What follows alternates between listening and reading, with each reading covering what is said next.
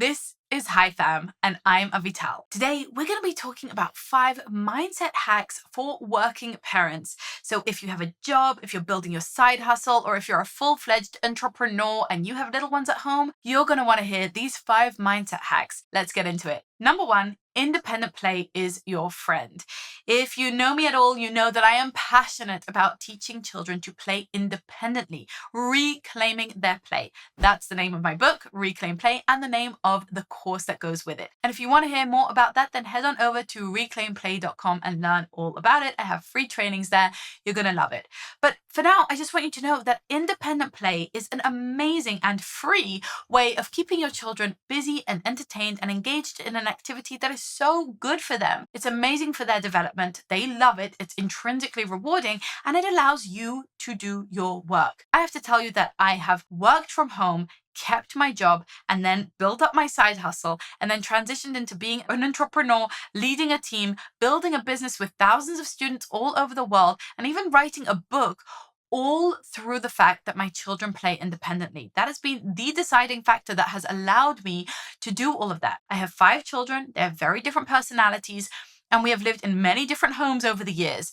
But the fact is that throughout it all, because of the steps I've taken to reclaim play, they have been able to play independently for hours a day. So in many of the materials that I work on, writing or even recording, my children are there in the background or in the next room playing deeply and imaginatively. It's amazing. You have to get on board with that skill. You have to just jump on that ship because it is super life-changing if you're a working parent. It's also life-changing if you're a stay-at-home parent, but it's really going to help you get things done. Number 2 is that you need to double down on your zone of genius. What do I mean by this? When you're a working parent, you have less time with your children than you would if you were a full-time parent, of course, because some of that time is allocated towards work. And what that means is that you can sometimes feel guilty or feel lesser than or feel like you're falling behind on particular areas of parenting that you see other parents do or that you see on Pinterest. Now, we all have the same 24 hours in the day. And if we are spending some of that time working, we're going to have less time to do things with our kids. And I don't want you to spend that time that you do have with your kids flailing around, trying to do all the things, throwing spaghetti at the wall and seeing what sticks. I want you to spend it in a way that really feels like you are moving towards those deep goals of meaningful and lifelong lasting bonds and relationships with your children. And if you are guilty, if you're frustrated, if you feel compromised, if you feel comparisonitis with all the other families, then no, you're not going to feel that type of security and confidence. Like, I know where I stand with my children. I know how I've invested in this relationship. It's healthy, it's good, it's strong. I know what I'm doing. How does your zone of genius factor into this? Well, I want you to think about what you do with your children really well. What are you famous for? What do you enjoy? What comes naturally to you? What is the lowest hanging fruit of time spent with your children? Quality time spent with your children. So say you're getting home after a long day at work or working at home, and now's the time you have. You have about an hour and a half. You've got to do dinner, you've got to do bath, maybe some homework, you've got to put them to bed, but you want to ensure that you're infusing that time with some presence, with something a little bit elevated, with something a little bit more, with, really bringing in that relationship building piece. What is it? Well, it's going to be different for each parent. Maybe you're amazing at sitting and just reading book after book.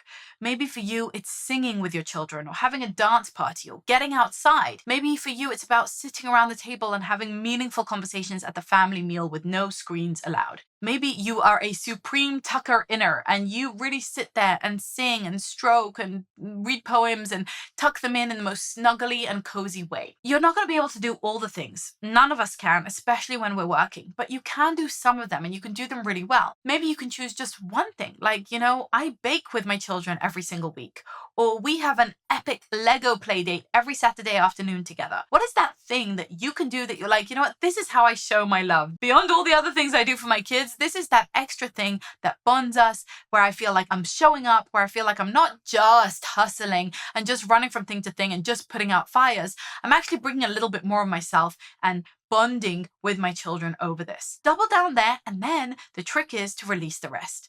Okay, you don't have to do all the things. You don't have to do the garden and the running around and the hiking and the shopping. If you're doing this thing with your child, then that's your thing. That's your special thing. Enjoy it.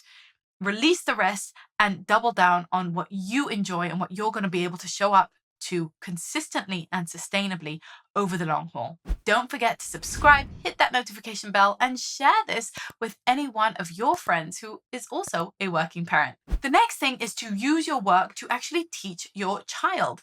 Use your work as a parenting tool. The truth is that there is so much you could be teaching your child by just infusing a little bit of transparency around what it is that you do. You could be teaching them about what it takes to adult, what it takes to show up to your job and to do it well, or to build up your business, or whatever it is that you're working on. I mean, I'm sure there are some really hardcore skill sets that you've developed at work that you could be teaching your child at a young age. They could be kind of apprenticing from you and learning from you.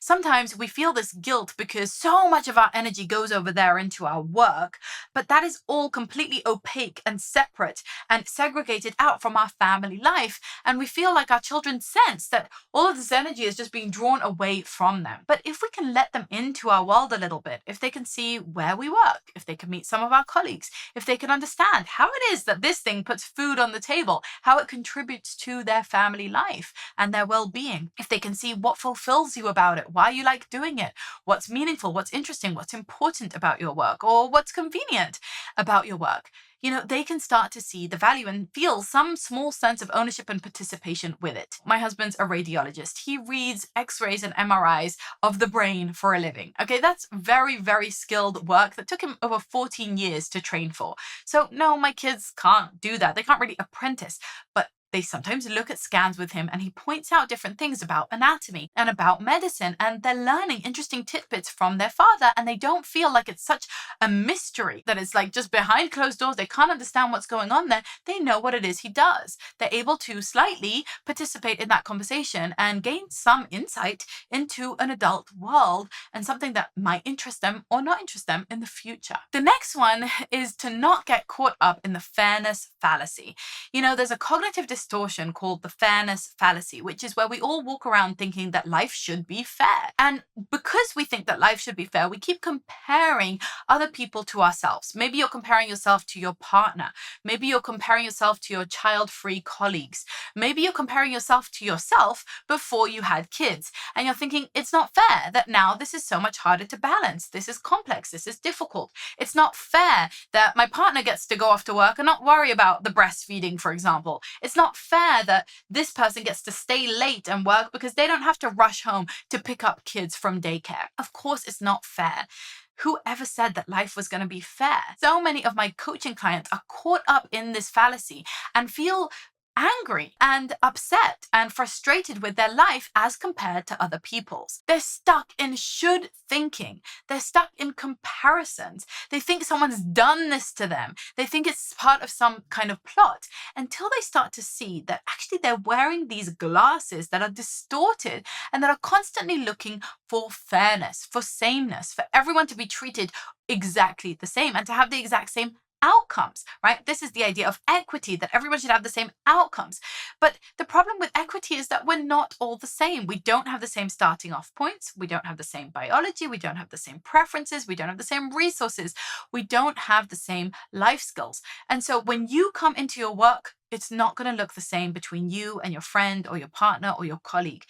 And it's really important to let that comparison go and to be like, this is my trajectory in work. This is my pace. This is my resources. This is the time I can give it. This is the money that I can make. This is what works in my lifestyle. And that's going to be different from person to person. So many of the working parents I know suffer unnecessary suffering, a really superfluous suffering that we can just kind of shed and get rid of when we stop comparing ourselves to others, to how much money they can make or how much time they get to work or whether or not they have to run home or stay home when there's a sick child. They don't. It's different. It's not fair. No one ever said it would be. And instead, we can move on to step number 5, which is to practice gratitude. Yes, everyone, everywhere, always should practice gratitude. It's a fabulous mental health practice. And it just makes good old-fashioned sense when you have something to be grateful for, to show the appreciation for it. But when we're parents, I think there's a double and triple reason to practice gratitude. And that's because we're also modeling for our children how to live a fulfilling and healthy life. And with the mental health crisis in the world, I think this is ever more important. We want to show our children that we might be hustling, we might be working very hard, it might be a lot to balance, we might be juggling many balls, we might be bone tired when we get into bed at night, but we're grateful. We're grateful for the opportunity. We're grateful to have the work that we have. We're grateful to have the child that we have. We're grateful for the life that we have. And even if there are things we wish we could improve, even if it's far from ideal, even if things are not exactly panning out how we wanted to, there is always so much to be grateful for. Just the fact that we're able to earn a living or to put some food on the table, to have a job that's meaningful to us, perhaps. These are all things to show gratitude for. And I think that is so important in the modeling for our children. But beyond that, it's important for us. We can walk through the next decade of our life, raising children and hustling at work with a deep sense of fury, of anger, of being hard done by, of unfairness, and we will be miserable as a result. We will be modeling a victim mindset for our child. We will ourselves suffer. We won't be able to be present. We won't be able to enjoy all the cool things that we're doing. We won't be able to be proud of our achievements and our accomplishments and our hard work because we'll be constantly feeling like it's not fair and like it should have been different. If instead we shift into a gratitude mindset, then we say, yeah, of course, it is hard and it is complicated, but it could be so much harder. And I'm so grateful for the opportunities. And here's all the things that I'm glad for, that I'm happy about. That in turn is going to spike up our happiness factor. We ourselves are going to be more happy, and it will actually condition our brain to seek evidence for reasons to be grateful for more and more good things, which in turn increases our happiness. So it becomes a good upward spiral. And who doesn't need that when they're balancing work and kids? To close here, I just want to say something that might feel a little weird or unpopular. And I don't love bringing myself as an example, but I'm going to do it because I think it's so important to know what's possible. You know, I have always had a job, and then I built my side hustle, and then I built my business, and I transitioned that into my full-time thing. And I have a small but mighty team.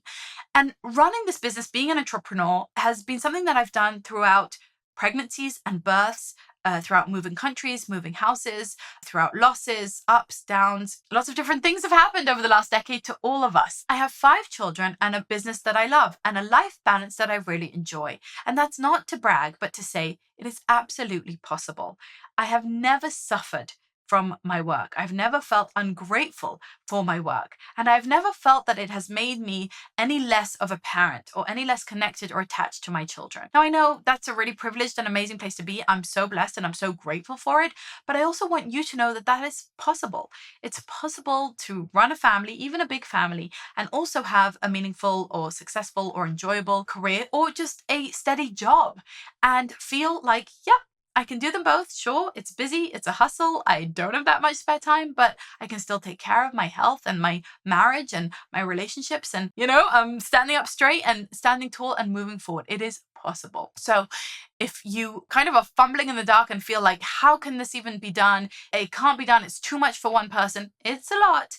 And if you need to reconfigure and change something in your priorities or in your lifestyle, then of course, go forth and do so. But I also want you to know that it can be done and that so much of it is in our mindset. Not everything. A lot of it is luck of the draw and what our opportunities are and our situation, of course. A lot of it has to do with what our partners do. A lot of it has to do with who our children are, what the school system is, of course. But with that said, I want you to know that I have seen this on thousands of my students.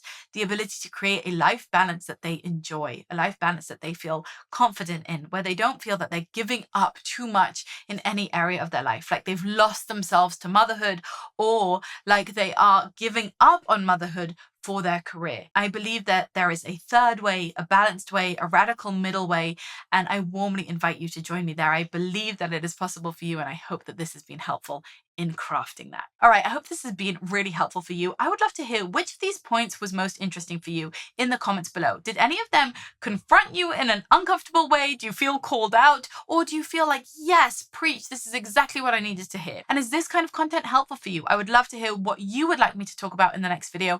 Let me know in the comments below. Make sure that you're subscribed to the channel, and I will see you in the next video. Keep on living that high fam life. Much love. Bye.